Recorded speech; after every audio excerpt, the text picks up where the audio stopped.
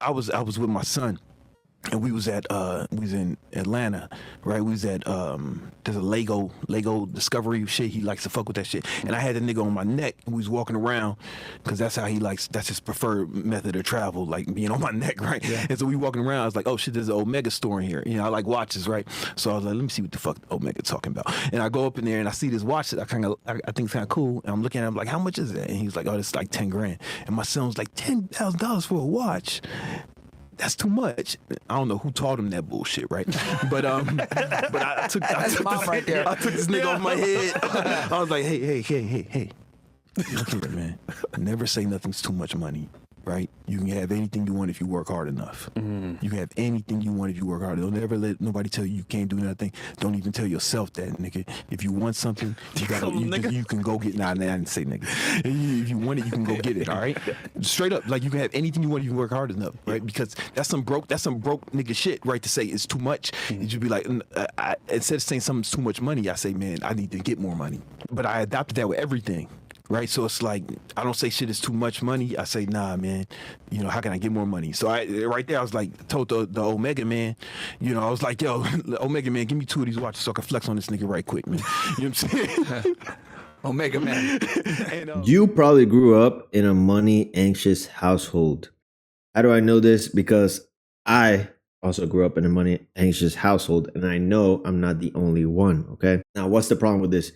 Money anxiety is like a freaking virus. Okay.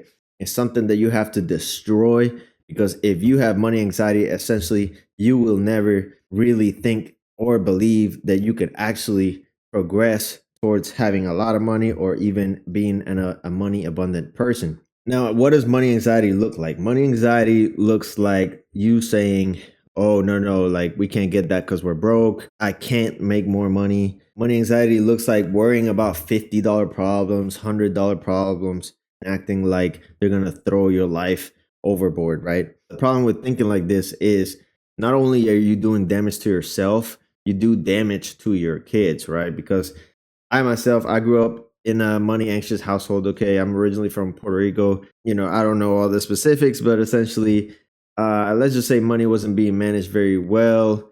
And the narrative was that we were always, you know, quote unquote broke and never had enough money. Okay. Now then we eventually we moved to the US in order to make more money. And then when we got here, again, we didn't have enough money. So it really wasn't an income problem. It's a psychological problem, right?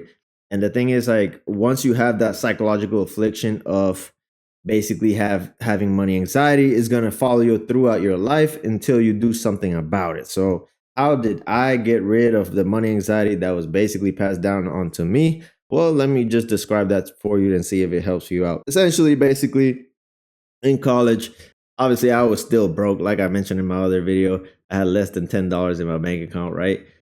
So the money anxiety in that case was actually factual. I didn't have any money, right? But when I graduated and I started making money, I set up a situation where my expenses were kind of low, and I was making about $20 to $21 an hour, and I was saving at least $1,000 a month, right? Let's just say by month 5, I had $5,000 in my bank account, just to make it easy, right? Now, at that moment, there was a realization. Number one, I celebrated like a dumbass, okay, because I had never had that amount of money ever in my life, right? But there was another realization. I thought, holy shit, like this is a lot easier than I thought, right? Because throughout my life, basically what I was told was that making money was hard and that it was going to be like this anxious, painful experience, okay? And for 4.5 months or 5 months, I just basically just saved the money up, and I realized, okay, if I could save 5, I could probably save 10, right? Because I just did the math. I say in 5 months, I'm going to have 10 instead of 5. Okay. And that's what I realized. Like, money doesn't have to be this anxious thing. So I think step 1 is actually build up the amount of savings necessary for you to kind of realize that the narrative that you've been given is actually false. And in my case, that was $5,000. Now, depending on your household, it could be more than that or less. But what you're going to realize is, like, the problems that used to cause anxiety all over your household are really minuscule compared to the amount of money you have. And in that moment, logically, if you're a logical person, you can kind of realize that it was a psychological issue, not an actual resource issue. Second is what you do with the money once you have it, right? So once you save up, let's say $5,000, and it might be 10 for you if that's what's going to be necessary to kind of shake you up mentally. What do I do with this money, right? Now, if you go and you freaking spend it on dumb shit, then you're going to go right back to square one, and the money anxiety is going to turn into a real problem, because now you're going to have debts and you're going to create a situation where making money is painful, which is what we're trying to steer away from, right? So then you have to realize that the formula for making wealth is actually very simple. It's only 3 steps. Basically, you make the money, save the money, invest it, right? If you do all 3, you basically guarantee that you're going to have money in the future. Now, what those investments are, they could be in the stock market, they could be real estate, or whatever you choose. But the easiest for me was actually the stock market, because you could always invest in index funds. The barrier of entry is low. You could start with a low amount of money. And then over the time, over 1 year, 2 year, 3 years, you're going to have a bunch of money in your account. It could be up to, who knows, 20, 30, 40,000. And then once you get to that point, then you realize that the past situation you were born into doesn't have to be your future for the rest of your life, and you could get rid of this money anxiety, okay? Now, this is very important to do. As you could tell, Brandon Carter was very direct with his son, because he doesn't want people feeding him bullshit so that he gets his money anxiety and it doesn't limit his progress. I remember I was talking to my aunt one time. We were in the hot tub at her house with my cousins, and she was asking us how much money we thought we were going to make in the future, right? And I said 70,000, right?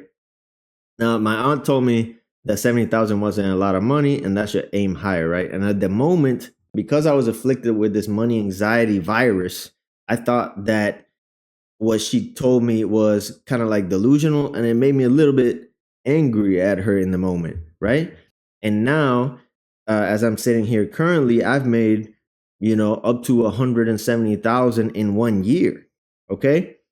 So that just shows you, like, really it's all psychological. And if you let people feed you negativity, you will stay in the negative long term. So you don't want to do that. I hope this video helped you. Okay.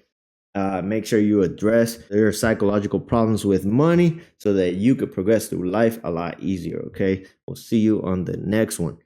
Peace. But you got to do that with everything, like straight up. It's like, I won't say I'm tired. I say, yo, I got to get more energy. I don't say I'm hungry. I'll be like, I got to go get some food. Both of them are true. It's not, I don't think of it as positive thinking. I think about it as not being negative. Right? You know what I'm saying?